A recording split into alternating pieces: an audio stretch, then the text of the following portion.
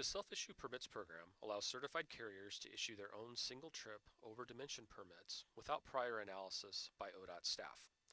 This video covers the need of certified flaggers and the certified rolling stop on some single-trip permits, including self-issued permits. The restrictions referenced were accurate at the time this video was made. Also, this video mentions Route Map 2, and a separate video is available that discusses the use of this map. We'll start off by talking about certified flaggers. In the Self-Issue Permits program, certified flaggers are only required on two-lane highways. When required, certified flaggers and signing must be deployed as described in the Manual of Uniform Traffic Control Devices. Certified flaggers are required when an oversized load is not able to maintain its lane of travel due to the width or height of the load. In a few cases, ODOT bridge engineers allow an overweight load to exceed the weight limits of a bridge by straddling the center line when crossing. When certified flaggers are required on a permit, there are two components. The first is within the route. We require an indication within the route that traffic must be stopped and the load must straddle the center line. The second is language in the special provisions. This is a specific reference to the certified flagger attachment and the signing required. A checkbox is available to make sure this language is correct. Let's look at one example of the following: height, width, and weight. For height, this is the Rogue River Bridge on Oregon 234 at milepost 16 north of Medford. At the time this video was made, the maximum vertical clearance in each lane of travel is 14 feet 10 inches. The load can straddle the center line to get additional height.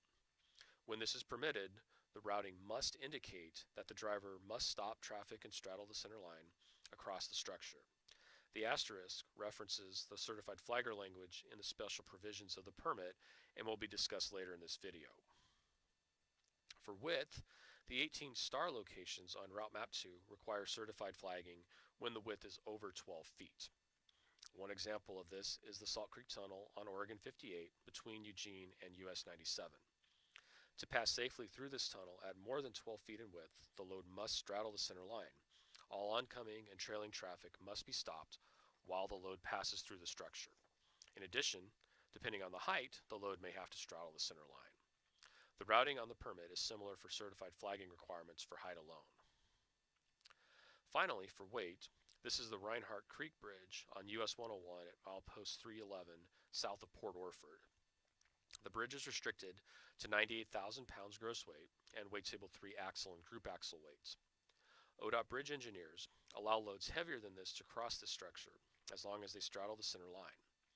Much like over width and over height loads, all oncoming and trailing traffic must be stopped while the load crosses through the structure. Now, a few notes about the certified rolling stop method that can be used at some locations.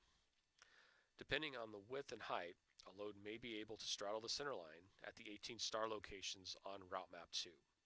At these locations, the certified rolling stop method can be used in place of certified flaggers to control oncoming and trailing traffic. The routing on the permit is the same. Again, refer to our video on Route Map 2 for additional information about this. Okay, let's talk about the actual processes to add the appropriate certified flaggers or the certified rolling stop provisions to a self-issued permit. Remember, this is different than the routing which is described earlier in the video. It's actually pretty simple. On the special provisions screen, check the appropriate box. In this example, the second box allows either certified flaggers or the certified rolling stop method, while the third box allows certified flaggers only. Provisions will be added to the permit, and the certified flagger attachment will be required for the permit to be valid. Make sure it is included with the permit and all the provisions are met.